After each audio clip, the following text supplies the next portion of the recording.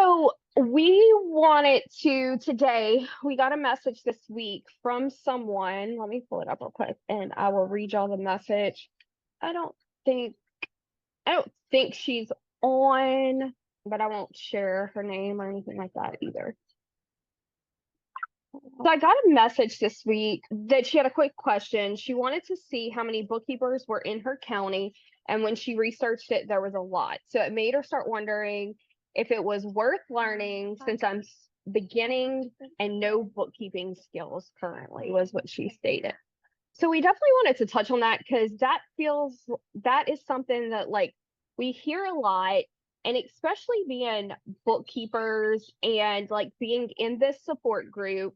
I'm saying in the support group, in this free group, when you start getting in the communities with bookkeepers, that's who you tend to interact with. That's who send a new friend request. So it starts to feel like there's so many bookkeepers everywhere. And it may feel like there are a ton in your county and your town and all the different places. But when she brought that up yesterday, or when we started talking about it yesterday, we started looking and researching like how many bookkeeping businesses are there really out there, and how many businesses are started every year in the United States. And those numbers were me when I saw that. So was it 5.5 million new businesses were opened in 2023? So in 2023 alone, 5.5 million businesses, y'all. When I divided that, did you already say how many bookkeeping businesses there are? No. So in bookkeeping businesses, now this was just in general. This isn't what was opened last year or anything like that. The number that it gave me was 300,000 bookkeeping businesses.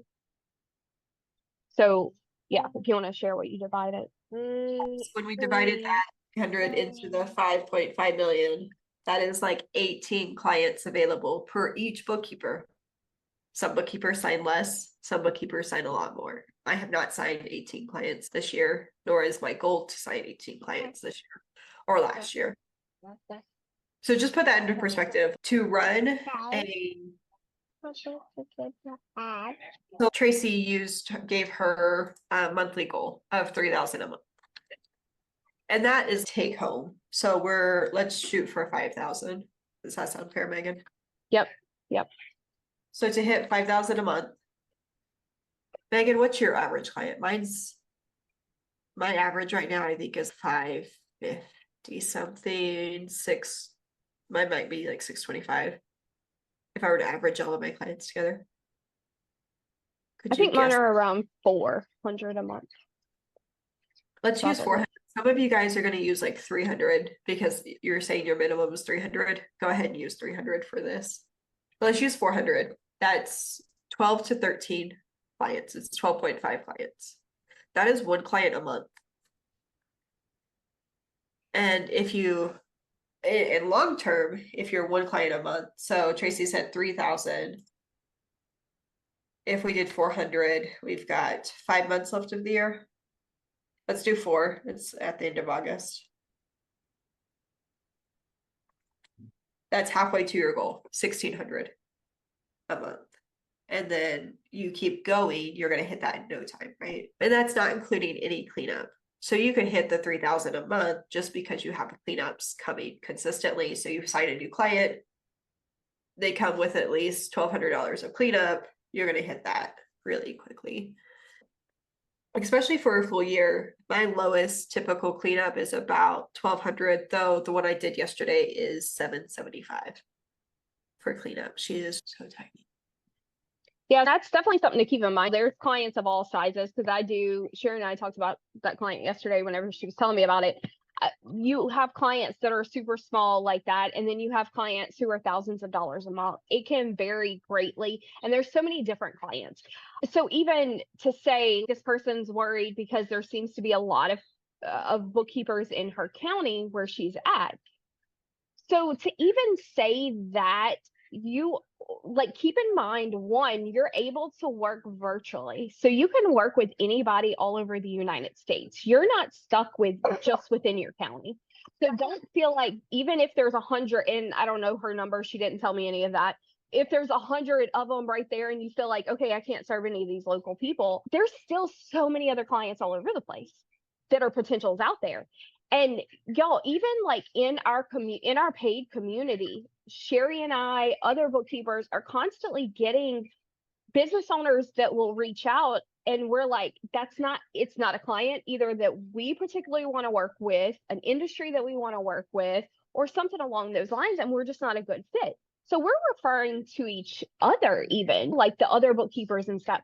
That's how many clients there are out there. It's not, oh my gosh, I have to figure out and hang on to this client no matter what, even though they're a nonprofit and I want nothing to do with a nonprofit. That's not the case. So there's no scarcity when it comes to the clients out there.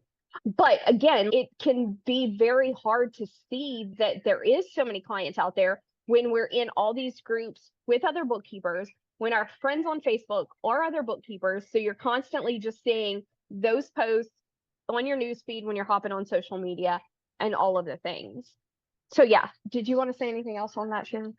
The only example I have, so I started my business, I was in Phoenix, Arizona, a large city. As I networked and got to know other people, I started getting clients before I knew any other bookkeepers in the area. Obviously, there were tons. But that's the person that was finding me didn't know where to go. So I would just show where they were looking for bookkeepers, right? And they happened to find me local to them, and we got connected, right? After that, I started getting into networking groups, bookkeepers in the BNI group. So I did eventually join BNI because it was working for some other bookkeepers, and I was like, I'll try it. If I could just show up to one meeting a week and get clients, that would be amazing. One meeting plus network with other people, have some adult interaction. That was not for me, guys, but I do like people interaction. However, the time investment and the return on investment just wasn't there for myself. And I learned that most of the chapters in BNI in Arizona, so if you're in Arizona, listen up, they have empty seats. There's not enough bookkeepers in BNI in Arizona. And if you can join a chapter and then go visit all of those other chapters, you're going to become the go-to in BNI. Because the unique thing about BNI is, like yesterday I saw a post like, hey, I'm looking for XYZ service, only refer me to a BNI member, because she gets rewards and stuff for using BNI. So note to self. But then I joined another networking group that I wasn't going to not be shouted out or not be represented if I didn't show up. So they were going to shout me out every week, regardless if I could be there or not, which I just had a newborn at that point in time. So I was like, that is a better option for me. And so I was attending that and found out that there was another bookkeeper that lived 45 minutes south, monopolizing that that networking group. And I still got clients from that networking group, but she like attended every event, like Megan was talking about, like they would do like a vendor event. She would definitely set up a booth. She would say hi to everyone. And I couldn't get advertising out. So I had to rely on like these calls, like these type of calls where I was meeting other business owners and saying, yeah, I'm a bookkeeper and this is what I do. And oh, you're having issues with QuickBooks. I can help you. I can help you with that. So there's lots of, find your own group to monopolize. Like, where do you fit in the city? Another area to not forget though, so like she mentioned her county, right? What about your unique social sphere? So my social sphere at that point in time was my church. My church was growing. I had been there for so many years, and they were encouraging business owners to start businesses. And I started my business anyway, but I got to be a resource for those entrepreneurs who were starting businesses that didn't know anything about taxes. They didn't know anything about that. And I'm still a resource today when they're like, oh, hey, someone's struggling with money. My name comes up just because of my long-term relationship with the leadership, with people who have been there for a while. So if someone new comes in, they're starting a business, my name's still going to get brought up. And that works for me, and I don't have to do anything other than show up and answer questions. So yeah, there is plenty of work out there. So let's also talk about like a spin on that, I guess. There is plenty of work out there, but how can you stand out as the bookkeeper, the person for them to go to if they need bookkeeping help and things along those lines? So Sherry, let me pull up this link. I know she had a great book suggestion for it. It's called Get Different. Let me grab the link real quick. So this is by Mike McKelowitz. Shocker. I started listening to it, of course, didn't get, I got a couple of chapters in, and has some really awesome tips in it. And guys, he's really fun to listen to on Audible. So especially if you like podcasts, he's effectively like listening to a really long podcast, and it's really nice to listen to. He's fun. Yeah, like he's fun. He makes it interesting. Yeah. I should have had this pulled up. Sorry, I forgot about the book. No, But, it's okay. So Get Different, in this book, it's not necessarily industry specific.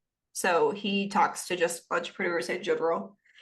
But because he served some bookkeepers in the past, the same one we talked about, I think last week that came up, references bookkeepers too, because he's also a math nerd. I think he has done his own bookkeeping before. Like he's really into bookkeepers, which is probably where I like him, because I really understand like where he's coming from, like what his thought process is, and obviously profit first. So he got really into bookkeeping at one point. But in that book, he talks about the need to stand out from a crowded market and how to do that. And bookkeeping is one of those fields where it can be really crowded. You have itch.co, QuickBooks Live, you have all kinds of little pop-up businesses. And as a bookkeeper, remembering you don't need 100 clients. Like I saw someone yesterday, they were managing 45 clients by themselves, and they were easily doing 30,000 a month. Wow. So about $425 an average client. And that's definitely possible, especially when you get larger clients. So my largest client right now that I'm just doing basic bookkeeping for, no tax returns, and we have payroll for them. They're about 3,600 a month. I have set a minimum of 500 a month. Now, I just went under that yesterday for someone who I think is a really good referral source, and she's been in my community for a while. So she's just gonna get a discount. It doesn't make sense. I could not ever charge her $500 a month. But generally speaking, my average is 500, and I start there. I start at 500 and go up. So if you were to go to my website, that's what you're gonna find for most business owners. Most definitely. So one thing like that one of the ways that he worded it like in the beginning that I thought was funny was he talked about like saving your clients from the enemy or the bad guy is how he worded it. If you're not, and a lot of what he said made me think back to the 10X rule too, because I always that was one of the books that I listened to start with. But like you have to get yourself out there. You have to put yourself in front of the people. If you're not doing it, they don't know what you have to offer and all the things. And what sets you apart from the other bookkeepers? That's a huge thing. And how are you going to help them and support them? Because example, we had somebody post in the group, I don't remember if it was today or yesterday, saying that she just got a cleanup job, and the other bookkeeper who had done the work previously, she's having to clean up so much stuff from there. So if you're not telling your clients like, hey, telling them who you are, they could run into those types of people who don't know what they're doing and can't do it the right way, or maybe it's not the right fit for them and those types of things. And what are some ways that you can market differently? So Michelle, like we were talking earlier, there's so many other ways, even besides just social media. But even on social media, how can you do things differently to stand out from all the other bookkeepers? So one thing that like we've started doing recently, and researching it and stuff, a lot of bookkeepers are not doing it shorts, reels. We talked about that a little bit on the call on Tuesday in the VIP session with one of the people that were there, and like talking about ways that he could turn it into like comedy, because he had some pictures of his dog, dress it up, and like those types of things. There's so many different approaches and things that you can do that could attract the clients that are meant to be your clients and stand out from the crowd. So what are some of those ways? And again, even outside of just social media, but like showing up to some of these vendor events where there might not be. Yeah, Michelle, let us know, and we're happy to talk to you about them. But yeah, if y'all have ideas and stuff like that for reels, things like that, y'all want to talk about them, figure out how to execute them, let us know. We're happy to talk to y'all about them and help. Let's see. But yeah, so how can you stand out from the other people that are in your industry? Yeah, Michelle, awesome. So Michelle joined the chamber and the Rotary Club because that's where the other business owners are in her area. So if you're looking to work, some people don't want to focus on local, but if you're looking for local, those are great things to get involved in. Any of the chambers, any of the meetings where local business owners are at, and get active in those groups. How can you help? How can you support them and everything? And another thing, how can you provide value? Because that's another one of those things where most of the people are on social media or Facebook and they're just trying to sell to them. Like, what can I get out of this? What can you give them in return? What can you give them? How can you provide value? How can you support them and things like that? So try to think about it from that standpoint as well. Sorry. So another point that like Mike Michalowicz said in the beginning of his book was figuring out at the end of the day, like figuring out what your greater why is, what he called it, besides of course starting your business, but what are you hoping to accomplish with that? And then that helps you to push, to be different, to stand out, to get the clients and all of the things. So Sherry, and if you don't feel like talking, you don't have to, but I'm sure there's so much. I know there's still so much of that book, like great tips and stuff that he had. Yeah, so his 3 things in that book that make an effective marketing plan are: one, how are you going to differentiate yourself so that you get noticed? Think Liberty Tax. They have guerrilla marketing. They're out there on the corner in a Liberty Tax costume, spinning a street sign. That's one way they get noticed. Yeah. I'm not saying go stand in a street sign, spin a right. Really, from a short standpoint, that could be hilarious. But okay, anyway, guys, are we letting them know? Okay, anyway, I'll leave that to you. I will continue his 3 points. But how are you going to differentiate? How are you going to stand out in a flood of bookkeepers who all do QuickBooks, who do Xero, who do all of these other things? What makes you different? In one of the networking groups I was in, there was another CPA. I actually did the books for this CPA. And him and I met and talked, and he used the phrase, "Oh, you're not a fly-by-night bookkeeper." And guys, we see those fly-by-night bookkeepers, and by the fact that you're on this call means you're probably not a fly-by-night bookkeeper, okay? Because you're seeking training, you're trying to do it right. And so I started using that phrase in my calls because it was such a good phrase. And okay, so number 2, attract and engage the right prospects. Not every prospect do you want as a client. They might be rude. They might be too demanding. They might be in an industry that you are not equipped to serve, such as a nonprofit, and you have no clue the gap accounting nonprofits are required to do if they're a 501c3 or depending on what they are. You might want to tell them no and refer them on. Or if they're in cannabis and they have certain requirements to meet that you don't know about, you might not be equipped to do them. Or if they're an accrual client and you don't understand accrual accounting and how that works with the balance sheet, it might be a no, not right now. Or are you willing to do the training to give them proper accounting with one-to-ones, trainings, things like that? So we want to attract to engage the right prospects. Liberty tax, street corner, dressed up in a costume, spinning a street sign. Who are they attracting? And where do you, if you think about the Liberty tax that's located near you, what are they located by? There's one that's located by, like, they're always in shopping malls. They're easy to access, cheap rent type locations. And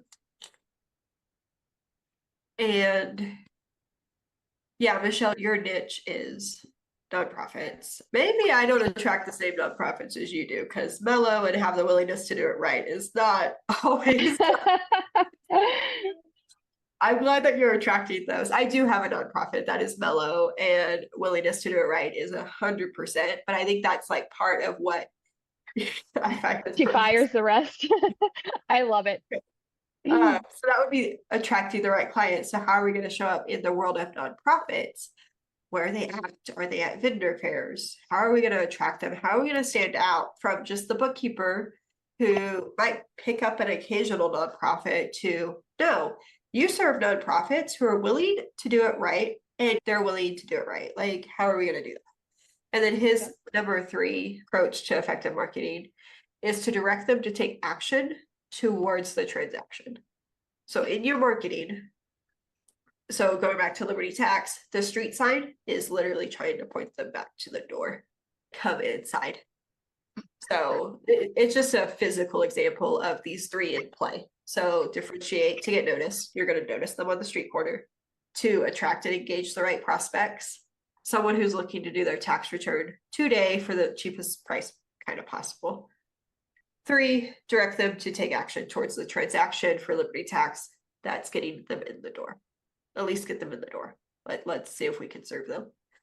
So obviously that's a little hard to translate into a virtual remote location, but do we have time to talk about that, Megan? We're saying shorts, and earlier my tangent, my thought that Tracy laughed at me for was I had the moment of, actually you could apply Liberty model to shorts. And here's what I mean by that. When you're scrolling, guys, who's guilty of just scrolling at night? Encouragement to leave your phone in the other room. But Right. we like funny things on TikTok. We like informational things. We like encouraging things. We like something that makes us feel good. So there is a set of performers. They're comedians. I don't know what country they're in. I want to say they're like in, I don't know where they're at.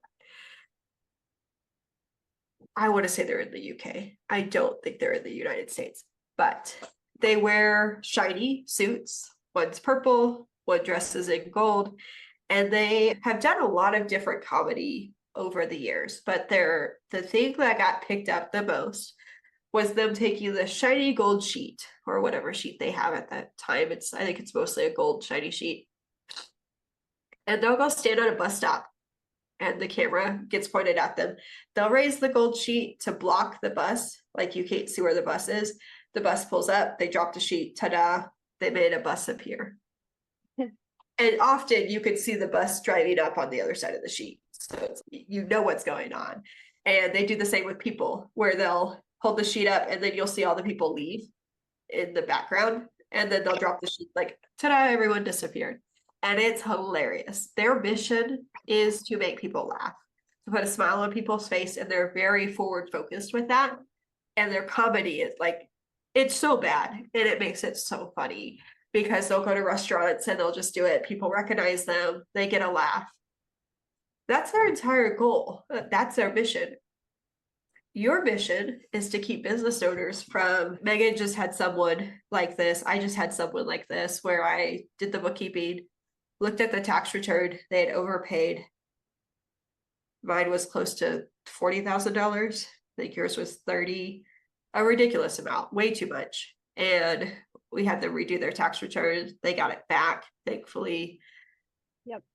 And corrected going forward, but they're still dealing with IRS letters and things like that, the headache that comes with fixing stuff sometimes, because their other tax preparer and bookkeeper did it. Just a reminder, it's okay to have two people, a tax preparer and a bookkeeper.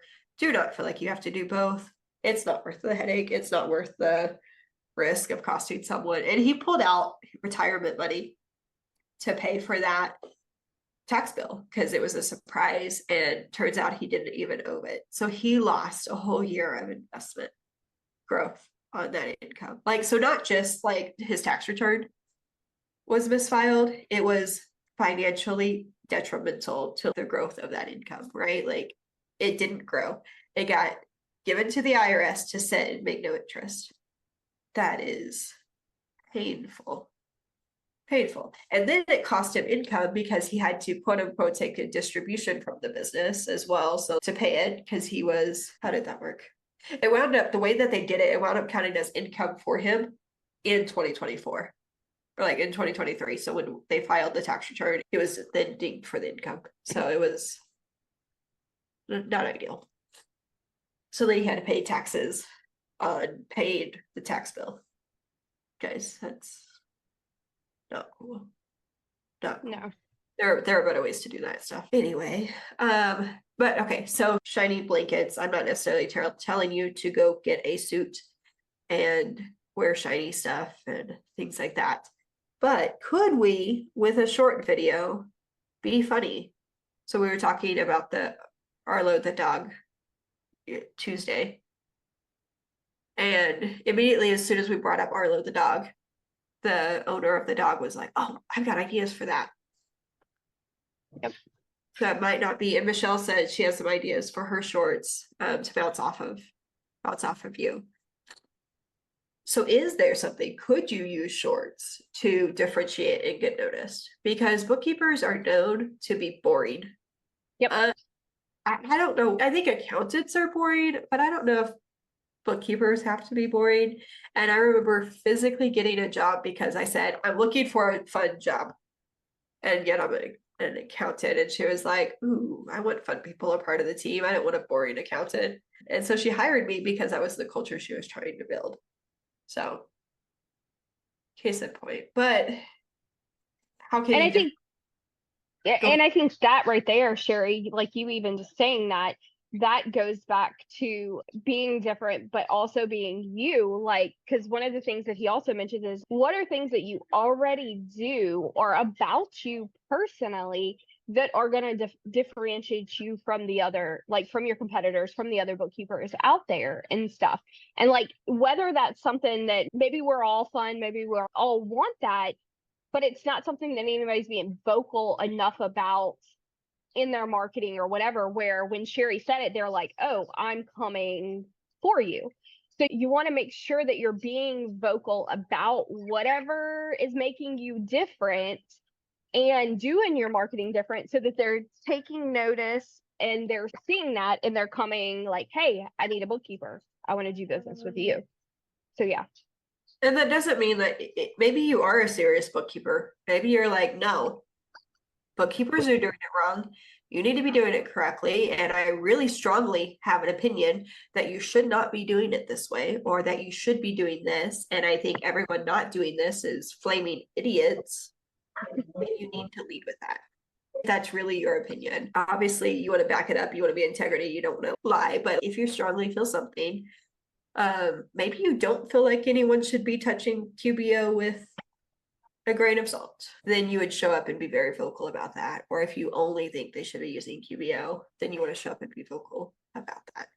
If you think they should be hiring their kids in their business and they're costing themselves thousands of dollars by not, then let's show up and be vocal about that. But say you don't have a strong opinion and it's just, I'm a fun accountant. Here's how I have fun. Can we show that? And I think with shorts, it can be really hard. At one point, I was like, oh, let's be funny and do these chats. And I could never get it organized enough for me to just sit down and record. And then I finally did. And I was going to just get stuff, but it takes time. So if you're thinking about shorts, what can we do that's fairly quick?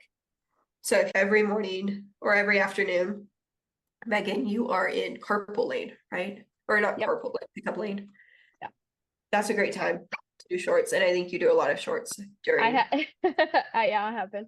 Yeah, I think of, I don't know his name. I think his name is called Dad Chats, but I'm like on TikTok, but then I'm second guessing that's his actual, I don't know. I think it's Dad Chats and Mom Chats. He records a lot of his videos in the car because he's either heading to work or he just dropped someone off or something like that. So he does it first thing in the morning in the car, or if for some reason he doesn't do it in the morning, he does it from his office. So he knows when he's going to record it, and he has one format. He sticks to that same format, and he just records whatever story he's gonna share. One format. That's all he does. He just kills that one format. Now I think he tried several different formats as he went. Yeah, they do have mom and dad. Mom chats and dad chats, and then they do like funny guys, the fact that he can fill his mug up so close to the rim and not actually spill it is beyond me. Like every single time, I'm like, I would not be able to move that mug to my mouth in the same poise that he does. Congrats to him. But that's another way he stands out because he gets your attention. You're watching the mug. Are you going to spill it? And slash why pour it from a to-go cup to a mug in the car. But that's just me. I don't really want a coffee mug in the car. But that gets your attention, right? He had another, in that book, he had a story about a real estate agent who, no, it wasn't a real estate agent. I think they were a home builder. And they physically named themselves something very specific instead of home builder, restoration company. And it was, they gave themselves their own title. So they were no longer the home builder or the home restoration person. They were this whole new title. So instead of bookkeeper, are you a whole new title? We see this on YouTube. There is a guy called, if you're not following him, he's really funny. I like funny people, apparently, who offer educational opinions because I listen to them more. He's in essence a tax preparer, a tax strategist. But on YouTube, he is not a tax preparer. He is not a tax strategist. He is the tax alchemist. And he has made himself his own little niche. So he's tax alchemist. And that's not just a funny, oh yeah, but he's really a tax preparer. No, he's doing something different. Right. He stood out. He made himself his own little thing so that he can step in and serve people, not as a tax preparer, not necessarily as a tax strategist, but as a wealth of knowledge. If you alchemy, blending together and actually utilizing the tax code was really smart of him to do. So that's an example of standing out, tax alchemist. So he used his name there, but it could be your job title. What is your job title? But guys, like in the world of bookkeeping right now, so many people, so there's 300,000 business. That feels low to me, but 300,000. I don't know how many of those people have started their business like I did with no support, no information. The difference was I had an accounting background and they're not continuing to get education. So when I looked at one of my clients' previous not tax preparers, bookkeepers, who had done a nightmare of a job, you guys will find this too. And you probably stalk them just like me. Yeah. Who did this? Who are you? What are you doing? Why? How do you have business doing a bookkeeping? And you go look at them. They're not in any sort of support. They are one man in their own island, and you're like, where are you getting support from? And it's not to say that they're not getting support, but I'm like, I should be able to find somehow where you're getting support, like some sort of community that you're in, some sort of certification, continuing education that you're receiving as a bookkeeper to stay on top of it. And when I don't find that, I'm like, no wonder this is a disaster. You're not asking questions. And sometimes a bookkeeper can match up with a CPA and the CPA is going to answer all the questions. But CPAs aren't really designed to do bookkeeping. That's not what the tests and exams are designed around. They're designed for financial statements, and it's just different. So we do our best to get the information. So we don't know. So there's not don't hear like judgment or get self-conscious of yourself. We're going to do the best we can to tell you, hey, get this piece of information from them. Sometimes the client just won't provide it. Right. So know that. Don't hear. I know sometimes people can get really self-conscious when I'm saying that. So take that with a grain of salt. Use it to incentivize you to be different. What are your opinions? How are we going to show up? And I think shorts are a great opportunity right now, or video in general still is a good opportunity. Yeah, CPA. Oh my gosh, CPAs. That's what I say. I had now this has been like toward the beginning of my business, but somebody reached out to me and wanted bookkeeping services. They literally came looking for a bookkeeper specifically. If you're a CPA, I do not want you doing my books. And especially in the beginning of my business, I don't know a whole lot about it. I was just, okay, because normally everybody's, oh, I need a tax preparer, I need a CPA. Talking to her, one of the comments that she made was she had a CPA doing it before. And one of the things she noticed was he didn't pay attention to the details, that he was worried about getting everything together to be able to file the taxes, which they are, and that's their job at the end of the day. But he wasn't worried about the small details. He just wanted the report and all the things. And y'all saying that again, that's not everybody. This was just her experience with the one. And it could be that maybe he had somebody in office that was doing the bookkeeping and then he was reviewing and he just didn't know the small details. But that was her experience. So she's like, no, I want a bookkeeper and then my CPA will do the taxes. So they definitely start to see the difference for sure. We were talking about that stuff. Yeah, another book that comes to mind just on understanding how to differentiate yourself in the market would be Brand Story. Like it's a red and white book. I forget the author's name. That one would be a good one. Just what is your brand about? How are we showing up in the marketplace? Who are we? How? And this is part of why your story is important and your avatar story is important. It's like the brand story or brand story. We'll find it for you real quick. Guys, we're big into books here and videos and all the things, anything that's going to get you and keep you moving forward in your business is the biggest thing. So it's building. It's by Donald Miller. So I've shared another one of his books. So he's probably my second top like author when it comes to business stuff. But let me get you this link.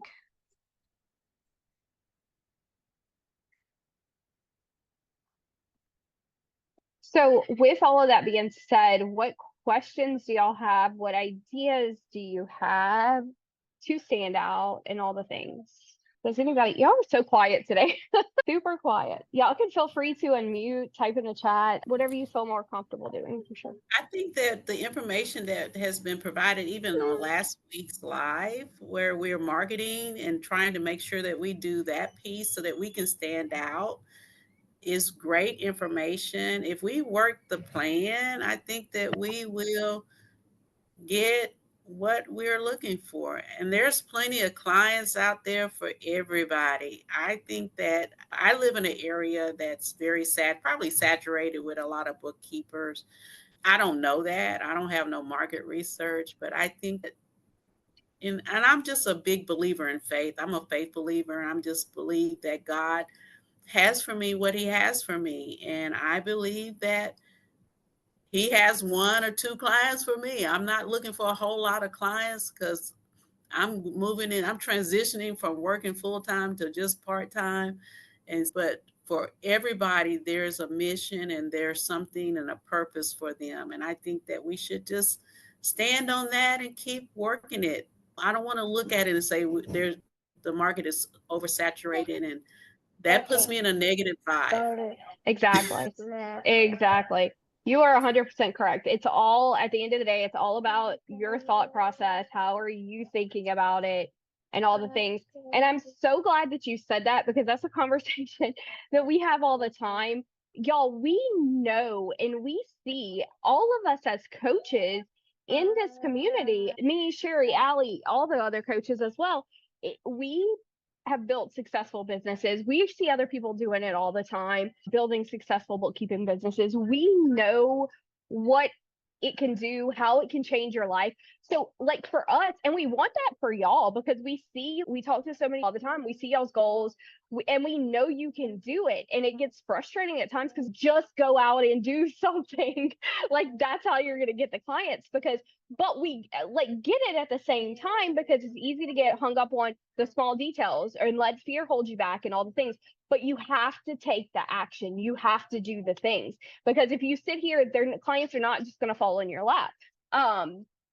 And if they do, great, but that's not normal. Like you have to go out and do the work. And yeah, Cynthia, I 100% agree. Steve Harvey was still is one of my favorite people to listen to, like motivational stuff wise. And one of the things that he always says, if God put the goal, the dream on your heart, he put it there for a reason. So he gave you the tools, he's done all the things that you need to be able to accomplish that. So you just have to go out and do the work, so he can meet you there. He can meet you where you're at. He can meet you in that next step. So I think that's huge for everybody to remember and to think about, especially the ones just starting out. If you don't have any clients, you feel like you're not at those goals yet. So thank you, Cynthia, for sharing that, for sure. Thank you, Cynthia. And it's true, even if you wanted a 6-figure business, you can actually do a 6-figure business with under 20 clients. You want to, you can do it.